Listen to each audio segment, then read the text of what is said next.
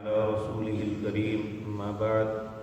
أعوذ بالله السميع العليم من الشيطان الرجيم بسم الله الرحمن الرحيم واعلموا أن فيكم رسول الله لو يطيعكم في كثير من الأمر لعنتم ولكن الله حبب إليكم الإيمان وزينه في قلوبكم وكره إليكم الكفر والفسوق والعصيان أولئك هم الراشدون فضلا من الله ونعمة والله عليم حكيم. حضرات محترم، جس طرح گزشتہ آیات میں فاسق خبر کے متعلق اللہ نے مسلمانوں کو ایک ادب بتایا اور انسانی معاشرے کو پریشانی سے بچانے کے لیے انہیں کسی مصیبت میں مبتلا نہ ہونے کے لیے یہ بات کہی کہ کوئی بھی خبر آئے تو پہلے اس کی تصدیق کرو، پھر اس پہ فیصلہ کرو. اب یہ ان آیات میں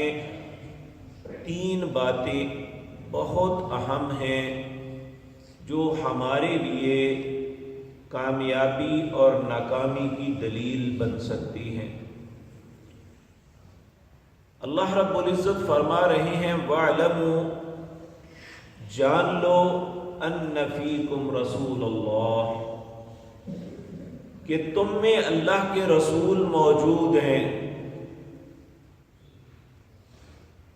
اب سوال یہ پیدا ہوتا ہے کہ اس زمانے میں جب صحابہ کرام رضوان اللہ علیہم اجمعین کے زمانے میں ایک خاص وقت تک تو رسول اللہ موجود تھے صلی اللہ علیہ وسلم،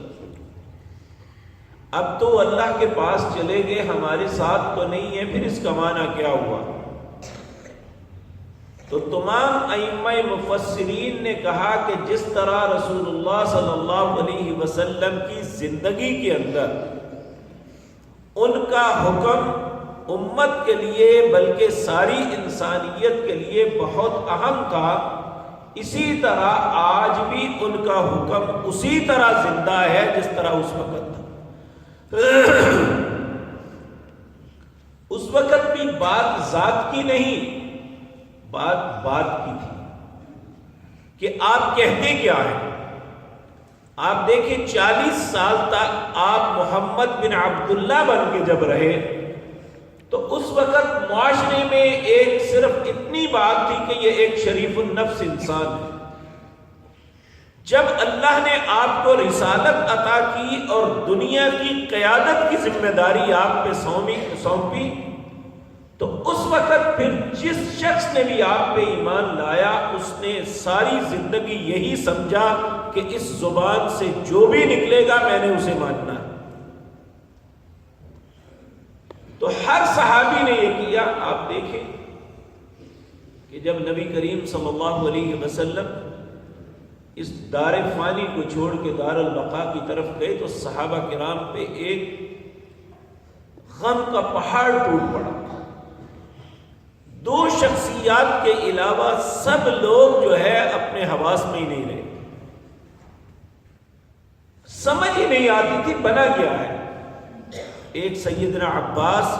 جو نبی کریم صلی اللہ علیہ وسلم کے چچا تھے، اور ایک سیدنا ابو بکر صدیق رضی اللہ تعالی عنہ، جنہوں نے اپنے آپ کو بڑے حوصلے کے ساتھ رکھا کہ یہ اللہ کے فیصلے ہیں، ہو چکے، ہم اس بات پہ اپنے آپ کو حوصلے میں رکھیں. اور یہی وہ 2 لوگ تھے جن کی وجہ سے پوری امت کو دلاسا ملا.